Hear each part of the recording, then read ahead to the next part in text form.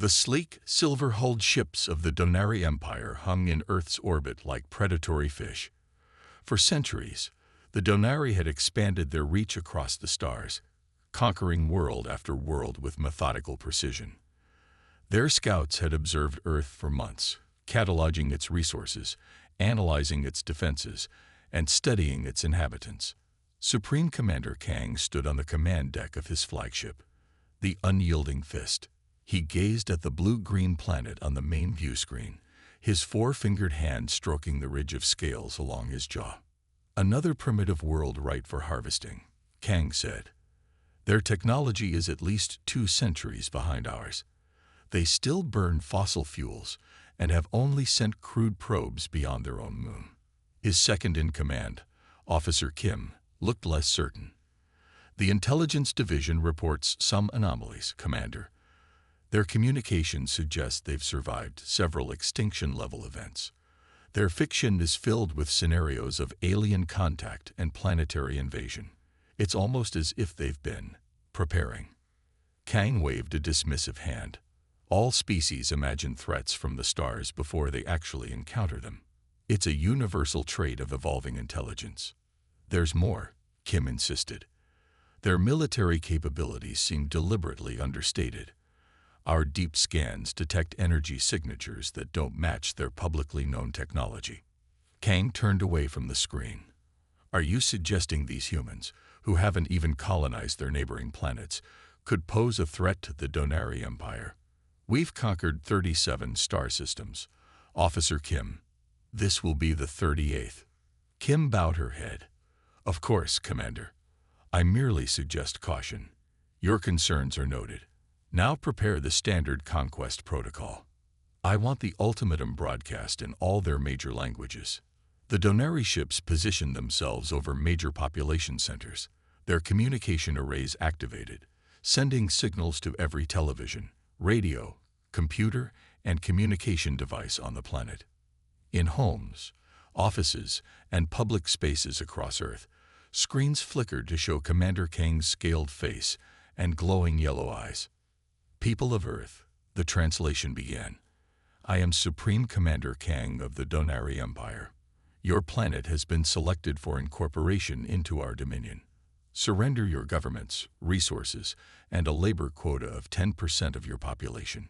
In exchange, we offer you survival and eventual citizenship within the Empire. You have 6 hours to comply before we demonstrate our power. Choose wisely." In the underground command center beneath the Rocky Mountains, military leaders from around the world gathered in emergency session. The room buzzed with tense conversations in multiple languages, though everyone understood the gravity of the situation. General Park slammed his fist on the table. "We've prepared for this day for 60 years, ever since the Roswell recovery gave us the tech edge." Admiral Joe nodded. "The orbital defense platforms are powered up but still in stealth mode. The aliens don't appear to have detected them." "What about the moon base?" asked President Han. "Fully operational," replied the NASA director. "Our reverse-engineered gravity weapons are standing by." After brief deliberation, the Earth Defense Council drafted a response. It was President Han who delivered it, her face calm despite the weight of speaking for all humanity. "To the Donari Empire, we respectfully decline your terms. Please withdraw immediately." When the message reached the Unyielding Fist, Commander Kang laughed. "They refuse. Do they understand what they face?" Officer Kim studied the response. "It seems unusually unified, Commander. Most primitive worlds fragment under threat." "A final show of solidarity before submission," Kang said. "Typical. Target the uninhabited island in the Pacific Ocean. Let's show them what happens to those who defy the Donari." The Unyielding Fist's main cannon charge, gathering energy from the ship's core. A beam of blinding light shot toward Earth, striking the small island. The resulting explosion vaporized several square kilometers, sending massive waves across the ocean. "Broadcast again," ordered Kang. "Show them the footage and repeat our demands." Before the communication could be sent, alarms blared across the command deck. "Energy signatures detected. shouted the sensor officer. Multiple sources rising from Earth's surface and from their moon. Hidden platforms around Earth's orbit dropped their cloaking fields. Sleek, angular vessels rose from secret bases on Earth's surface. From the far side of the moon, larger warships emerged. Officer Kim's eyes widened. Those ships, they're using gravitational distortion technology. That's impossible for their development level. Beams of concentrated force struck 3 Donari vessels, compressing their hulls like aluminum cans before they exploded in silent bursts of light and debris. Kang stared in disbelief. Evasive maneuvers. All ships, defensive positions. As the Donari fleet scrambled, a new transmission came from Earth. The middle-aged man in a simple military uniform appeared on screen. "This is General Park of the Earth Defense Force. We've been monitoring your empire's expansion for decades. We know your tactics, your technology, and your weaknesses. We've prepared accordingly. This is your only warning. Leave our system immediately or face extinction." The transmission ended, leaving the command deck in stunned silence. Kang turned to Officer Kim, his confidence shaken for the first time. "How is this possible?" "Their technology. They shouldn't have these capabilities." "I warned you, Commander," Kim said quietly. The intelligence reports suggested anomalies. Perhaps they've had previous contacts. Another alarm sounded. The communication officer looked up with dread. "Commander, we're receiving a signal from the Galactic Council. They're demanding an immediate report on the situation." Kang's scales paled. The Galactic Council rarely involved themselves in standard conquests. Something about this planet had caught their attention. "Send them our battle footage," Kang ordered, "and request reinforcements. This will not be a standard conquest after all." As the Donari fleet regrouped at a safer distance, Earth's defenders didn't press their advantage. They formed a protective barrier around the planet, their ships displaying technology that shouldn't exist on such a young world. Officer Kim reviewed the sensor data with growing unease. "Commander, I'm detecting technology signatures from at least 3 different advanced civilizations in their defenses. It's as if they've learned from previous encounters." Kang stared at the mysterious planet, suddenly understanding why the Galactic Council had taken interest. "What exactly have we stumbled upon here?" As night fell across Earth, citizens looked up at the lights of battle in the sky. Unlike the panic the Donari expected, there was a strange calm. As if, somehow, humanity had always known this day would come, and had been ready for it all along. Admiral Park stood in the glass-domed command center beneath the Pacific Ocean. Holographic displays showed the positions of Earth's defenders and the retreating Donari ships. Officers from every major nation worked at their stations, their faces tense but determined. "The first wave is pulling back to regroup," reported Captain Min. "Satellite feeds show they're taking defensive positions behind the moon."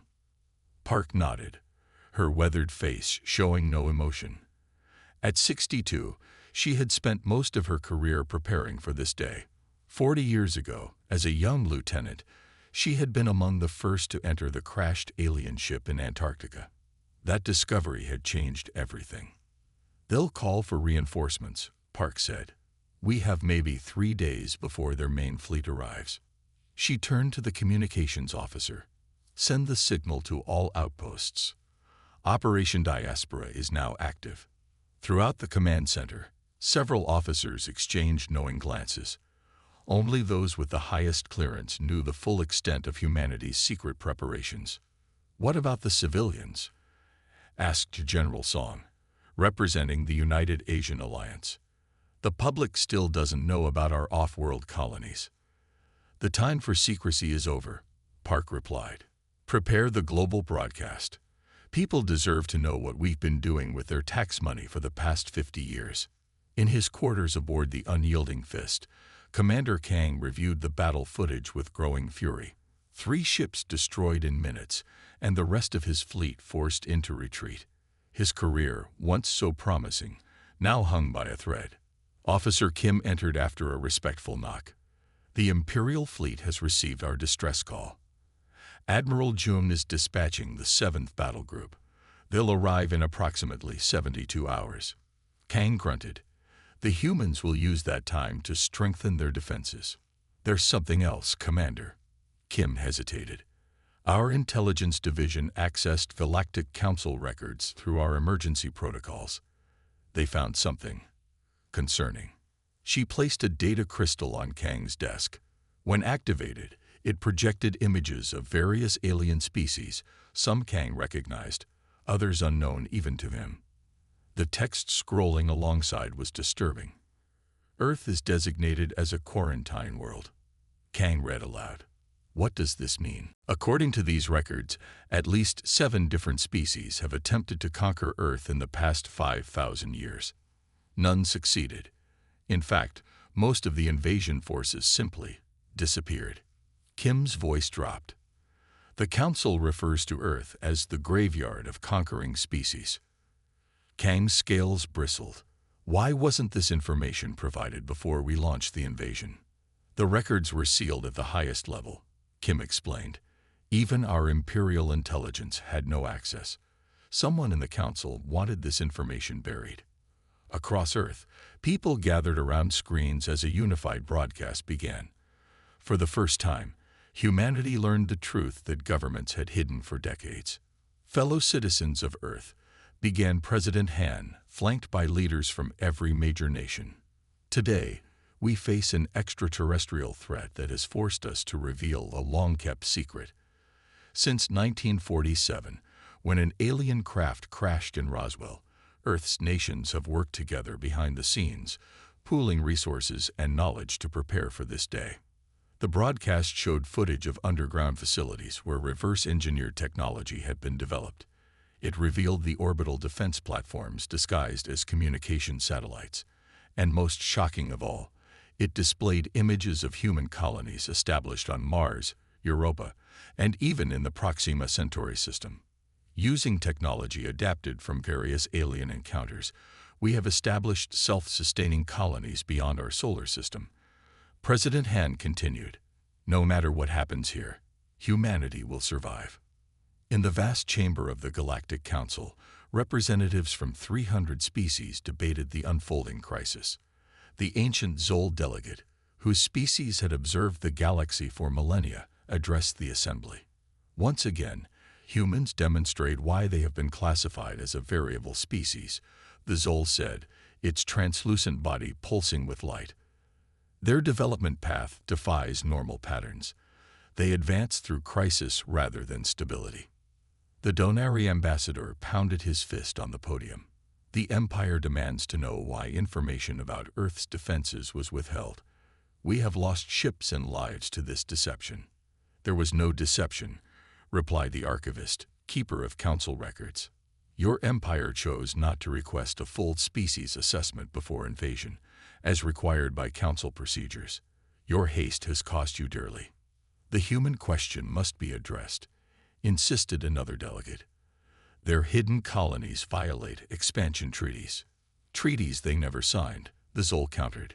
Humans were never officially contacted because the council could not agree on their classification. Are they a warrior species to be contained, a craftsman species to be employed, or something else entirely?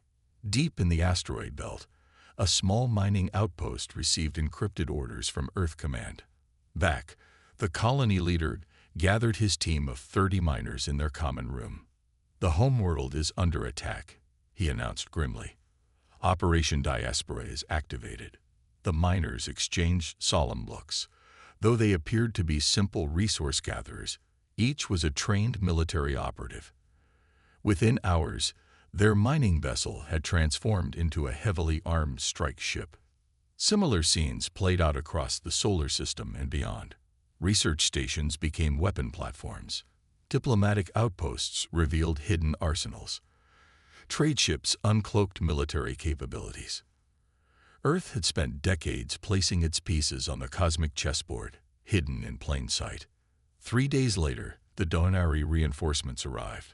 A massive armada of 80 warships, led by the dreadnought Imperial Dawn. They found the first wave of Donari ships still holding position behind the moon. Admiral Jun, a decorated veteran of a dozen conquest campaigns, addressed Commander Kang via hologram. "Your failure is most disappointing, Commander. The Emperor himself has noticed." Kang bowed his head. "Admiral, I must warn you. These humans are not what they appear. They have." "Spare me your excuses," Jun interrupted. "I've studied the battle records. They simply caught you unprepared. A mistake I will not repeat." As the reinforcement fleet moved into attack formation, Kang's sensors detected unusual activity in the asteroid belt. "Admiral, we're picking up multiple ships emerging from hiding positions throughout the system." Jun dismissed the warning. Nothing their primitive technology can muster will stand against 80 Imperial warships. But as the Donari fleet approached Earth, they did not face just the planet's defenders. Small, swift attack craft emerged from hidden bases on Mars, from Jupiter's moons, and from the asteroid belt. They struck with precision, targeting engines and weapons systems before disappearing again. It was not a battle. It was a hunt. And for the first time in the long history of the Donari Empire, they were the prey. The Great Hall of the Galactic Council stretched half a kilometer across, its domed ceiling showing the real-time movements of stars and planets throughout the known galaxy. Representatives from 317 species sat in tiered rings, each in environments tailored to their biological needs. Some breathed methane, others required high radiation, and several existed as pure energy forms contained in special fields. This emergency session had been called only 4 times in the Council's 50,000-year history. The subject: Earth. The Council Elder, a Talon named Yon, floated to the central platform. His body, seeming to shift between solid and gas, glowed with a gentle blue light. At over 900 years old, he was among the few who remembered the last time Earth had caused such concern. "Esteemed representatives," Yon began, his voice translated simultaneously into hundreds of languages, "we face a grave situation. The Donari Empire has attacked a world under implicit council protection, and that world has responded with unexpected force." The Donari ambassador, Sol, rose from his seat. "Protection. Earth was never officially designated as protected. Our intelligence showed a primitive world, suitable for standard Imperial expansion. We were ambushed with technologies no Level 2 civilization should possess." Murmurs spread through the chamber. A holographic display appeared in the center of the hall, showing Earth and its solar system. Yon continued calmly. "For those unfamiliar with this world's history, I must provide context. Earth appears unremarkable, yet it has shaped civilizations that encountered it in ways we still do not fully understand." The display shifted to show various alien ships approaching Earth across different time periods, spanning thousands of years. The Creel attempted invasion 4,500 years ago. They never returned. The Xanthi mining fleet, 2,300 years ago, vanished without trace. The Volif battle group, just 300 years ago, reported success before all communications ceased. Sol interrupted again. "Ancient history. The Donari Empire is not some primitive force easily defeated by savages." "Then perhaps recent evidence will convince you," said Yon. The display changed to security footage from Donari warships. It showed human fighters boarding vessels, moving with remarkable speed and coordination. Despite facing superior technology, the humans adapted quickly, using the Donari's own weapons against them. In one sequence, a single human soldier held off a dozen Donari troops, improvising defenses from available materials and setting traps with remarkable ingenuity. The science minister, a crystalline being named Queer, approached the central platform. "Our analysis of humans reveals why they are so formidable," Queer said, projecting data alongside the battle footage. "Earth is what we classify as a death world. Extreme temperature variations, high gravity, intense radiation, diverse pathogens, and thousands of naturally evolved toxins." The display showed Earth's history, ice ages, meteor impacts, plagues, and natural disasters. Most intelligent species evolve on stable worlds with limited threats. Humans evolved while surviving predators, poisons, and each other. Their bodies can withstand radiation levels that would kill most council species. They can survive with limbs removed. Their blood clots to prevent bleeding. They can go weeks without food, days without water. Many representatives shifted uncomfortably. Their brains, continued queer, evolved to detect patterns and solve problems under threat of death. They call it thinking outside the box, a skill rare among species who evolved in predictable environments. Sol pounded his fist on his console. None of this explains their advanced technology. They've barely left their own planet, yet they defeated our ships with gravity weapons and energy shields. The security director, a massive arthropod named Cho, clicked his mandibles before speaking. Our investigation has uncovered disturbing evidence. For centuries, various species have been visiting Earth to study these humans. Some crashed. Some were shot down. In each case, humans recovered the technology and reverse-engineered it with remarkable speed. Holovideos showed warehouses filled with alien artifacts, human scientists working on strange devices, test flights of hybrid craft combining alien and human technology. They've been scavenging from the galaxy, Chul concluded, learning from each encounter, keeping these advances hidden until needed. Ambassador Sol rose again, his voice rising in anger. Then the Council must act. The Donari Empire claims Earth as our rightful conquest. We demand support in subjugating these dangerous primitives before they threaten galactic stability. The chamber grew quiet as the main doors opened. A single human walked in, an older man in a simple dark suit. He moved with calm purpose to the central platform. Honored representatives, said Council Elder Yan, I present Ambassador Li of Earth, granted emergency speaking rights by executive decision. Li looked around the chamber, seemingly unimpressed by the gathered alien dignitaries. When he spoke, his voice was steady and clear. Thank you for allowing me to address this assembly. I am Earth's first official representative to the Galactic Council, not by our choice, but by necessity. He turned to face Ambassador Sol directly. The Donari Empire attacked my world without provocation. They demanded our surrender, our resources, and our people as slave labor. When we declined, they destroyed an island to demonstrate their power. Li paused, his gaze sweeping the chamber. We responded by destroying 3 of their ships and forcing the rest to retreat.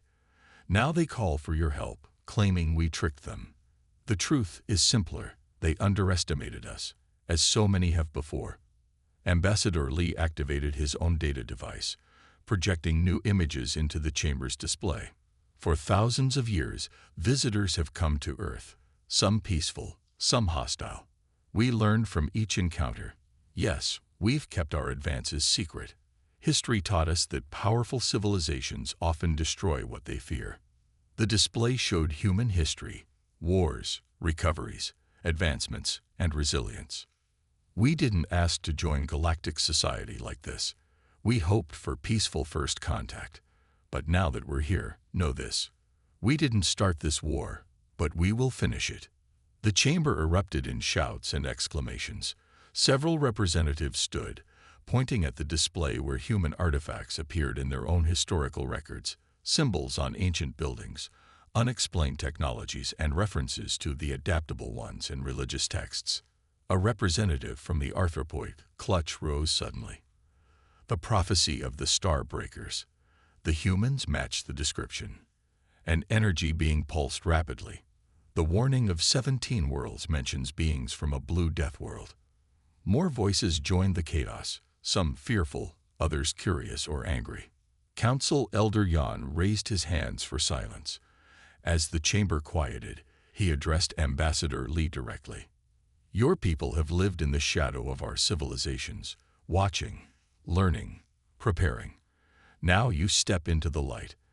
The question before us is, as friend or threat?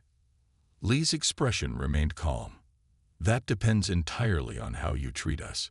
Humanity wishes to join galactic society as equals.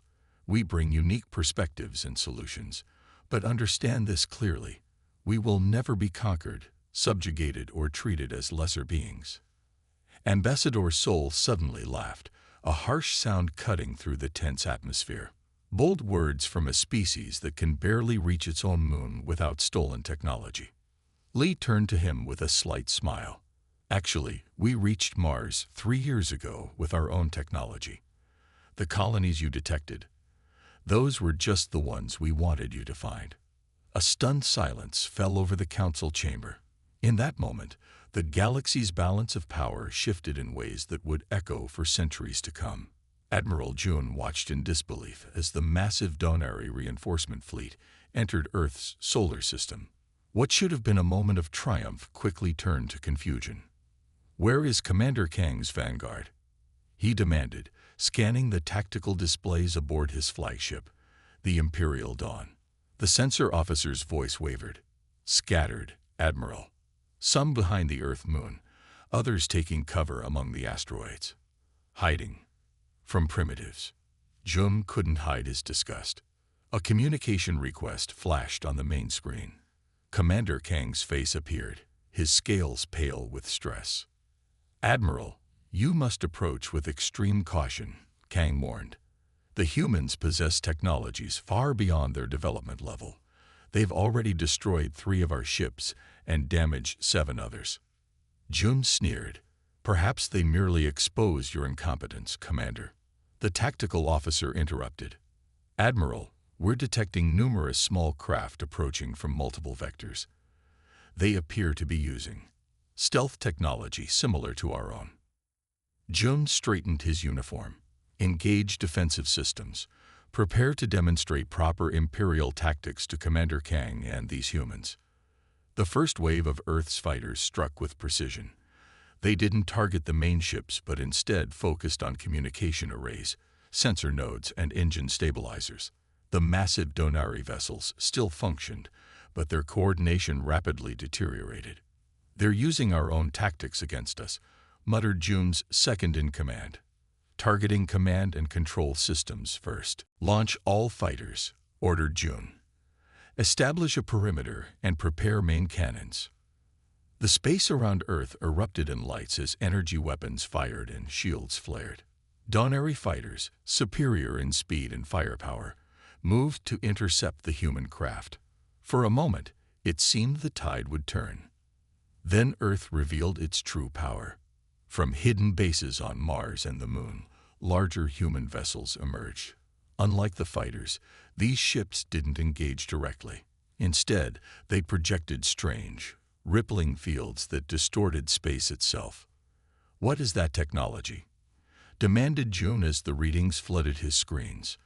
Before anyone could answer, 3 Donari destroyers caught in the field simply vanished. No explosion, no debris. They were simply gone, as if they had never existed. On the bridge of the Earth flagship Defender, General Song nodded with grim satisfaction. The dimensional phase shifters worked perfectly, targeting the next group. His science officer, Dr. Ham, monitored the readings carefully. "Remember, General, we can only use this technology 5 more times before the risk of dimensional instability becomes too great." "Understood. Make them count." Throughout the solar system, the battle shifted decisively in Earth's favor. The Donari, expecting an easy victory against primitives, instead found themselves facing an enemy who seemed to anticipate their every move. In the capital of the Donari Empire, Emperor Gil received the disturbing battle reports. His council of advisors watched nervously as he paced the throne room. "Impossible," he muttered. "No level 2 civilization could develop dimensional phasing technology. It took our scientists 3 centuries to merely theorize it." His chief scientist bowed low. "Majesty, the evidence suggests the humans have been collecting and adapting technologies from multiple sources. They appear exceptionally gifted at integration and application." The Emperor's eyes narrowed. "You speak of them as if they deserve admiration rather than extermination." "I speak only scientific truth, Majesty. Their adaptability is remarkable."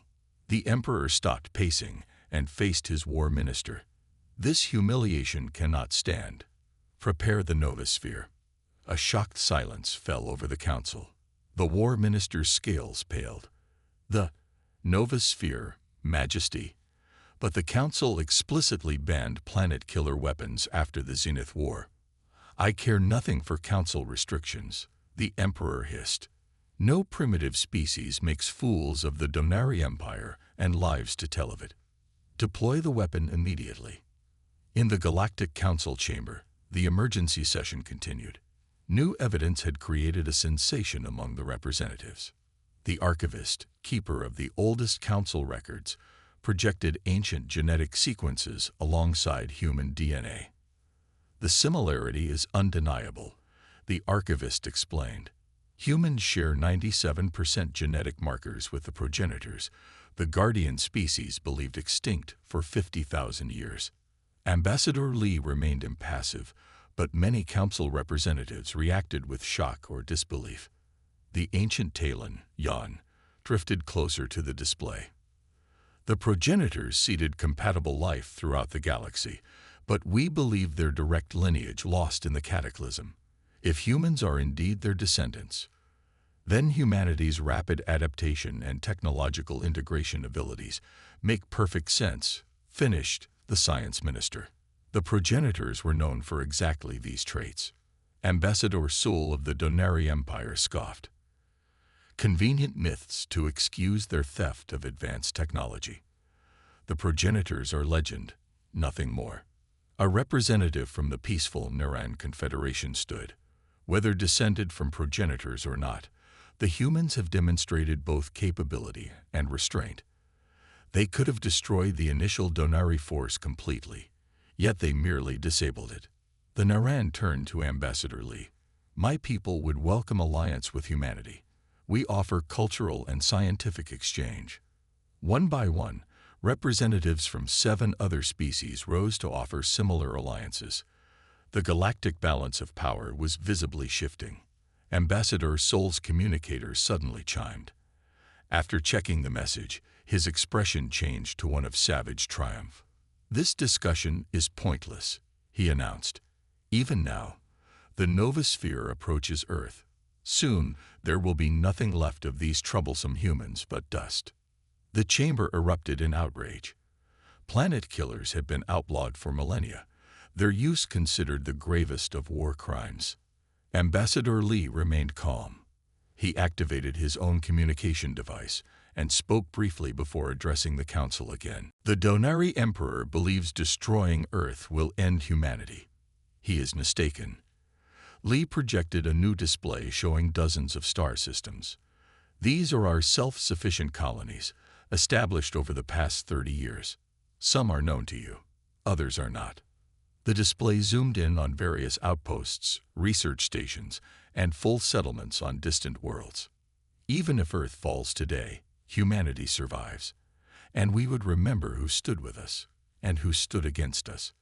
The council elder called for an immediate vote. Within minutes, an overwhelming majority authorized emergency action. A peacekeeping fleet comprised of ships from 12 species was dispatched to intercept the Novosphere. Aboard the Imperial Dawn, Admiral June received the Emperor's orders with growing dread. Launch the support ship carrying the Novosphere. Ensure it reached deployment range. Accept all losses as necessary. As the weapon ship detached from the fleet, June's tactical officer reported, Admiral, multiple ships approaching at superluminal speeds. Configuration matches Galactic Council peacekeeping forces. June stared at the display, watching his career and possibly his life slipping away. The Novosphere would not reach its target before the Council ships arrived. The Emperor would blame him for the failure. In that moment, Admiral June made the decision that would change galactic history. He opened a channel to all remaining Donari ships. This is Admiral June. The deployment of a planet killer violates Council law and our own honor code. I am assuming emergency command. All vessels, target and destroy the Novosphere carrier immediately. 3 Donari cruisers fired upon the weapon ship, destroying it before it could deploy its deadly cargo. On Earth, in deep bunkers and command centers, Military leaders watched these developments with cautious hope. The first interstellar war involving humanity appeared to be reaching its turning point, and somewhere in the vastness of space, the Council peacekeeping fleet arrived just in time to witness an unexpected sight. Donari ships standing down, weapons powered down, while human vessels maintained a defensive posture but refrained from further attacks. The first step toward an uneasy peace had begun. The Great Hall of the Galactic Council had never been so full.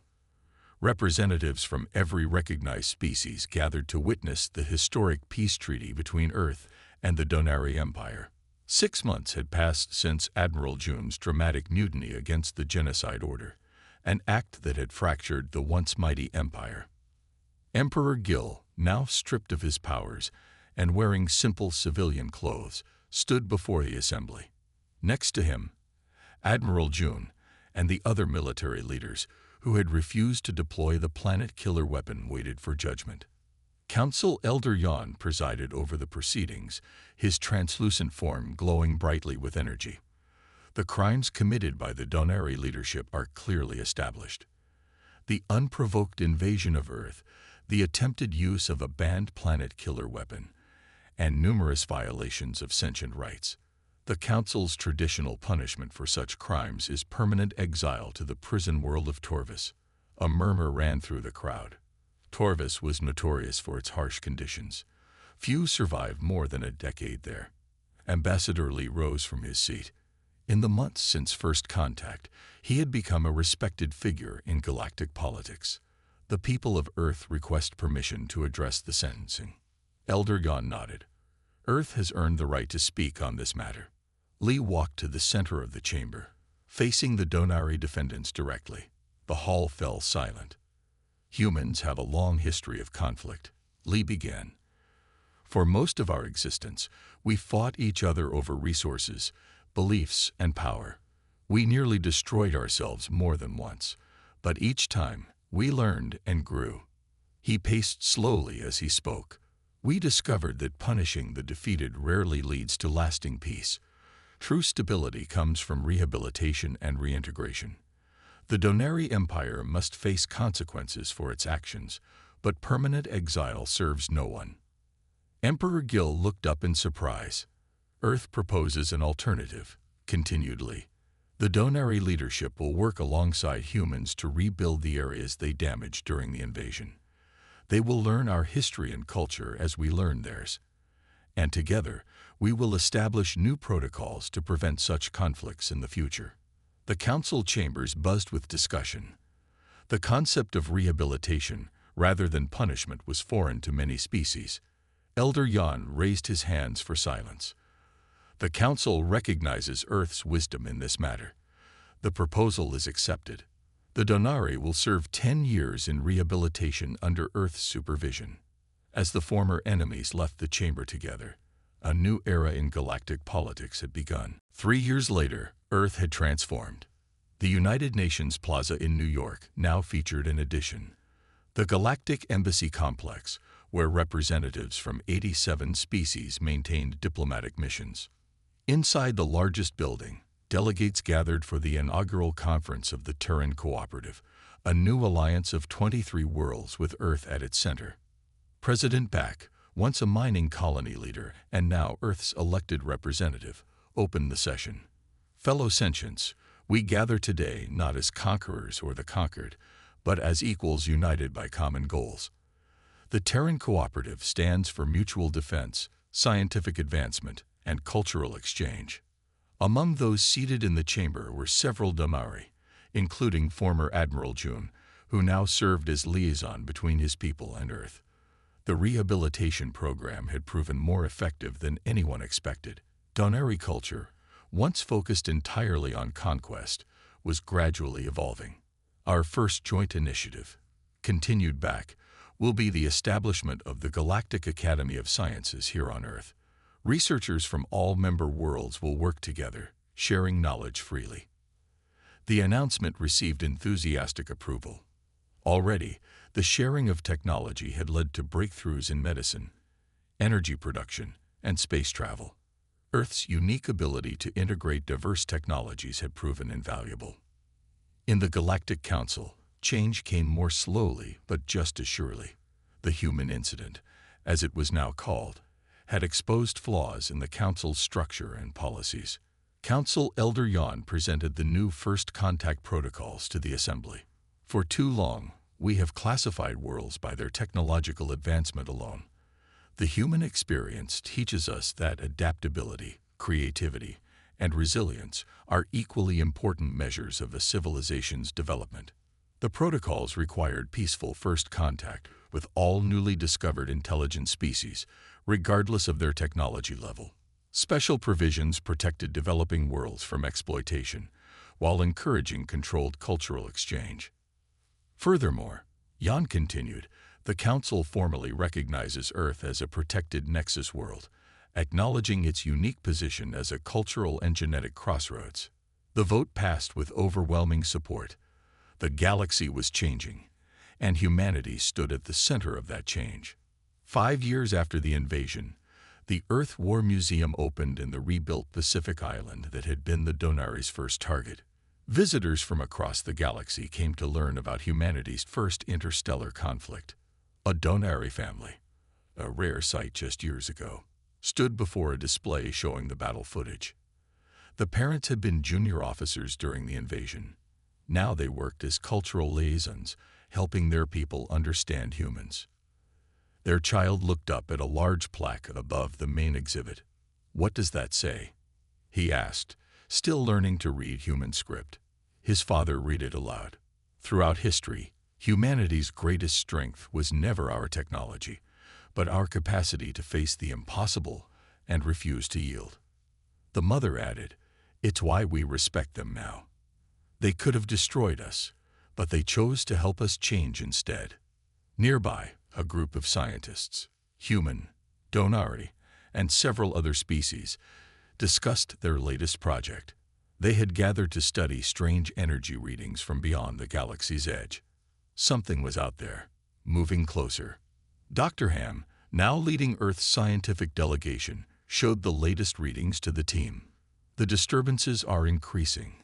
Whatever it is, it's approaching faster than we thought." Former Admiral June studied the data. "These energy signatures don't match anything in Donari records, nor any known species in the galaxy. The Council has authorized a joint expedition to investigate," Dr. Ham said. "They want Earth to lead it." June nodded thoughtfully. 10 years ago, our peoples were enemies. Now we prepare to face the unknown together." On the observation deck above the museum, Ambassador Lee stood with Council Elder Jan, watching the sunset over the Pacific Ocean. "Do you believe your people are ready?" asked Jan. "The entity approaching our galaxy has destroyed others before it." Lee smiled slightly.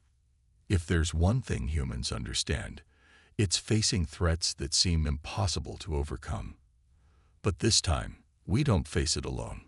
"A fitting test for the new galactic order you helped create," Jan observed. As darkness fell, lights came on across the island, illuminating the museum and the mixed groups of humans and aliens walking its grounds. Ancient enemies now allies, former strangers now friends, all preparing for a challenge greater than any they had faced before. In orbit above them, a joint fleet was assembling. Ships from Earth, the reformed Donari territories, and a dozen other worlds. They would soon depart for the galaxy's edge, carrying the best of what each civilization offered. No one knew what they would find there, but one thing was certain: the universe would never be the same again. The end.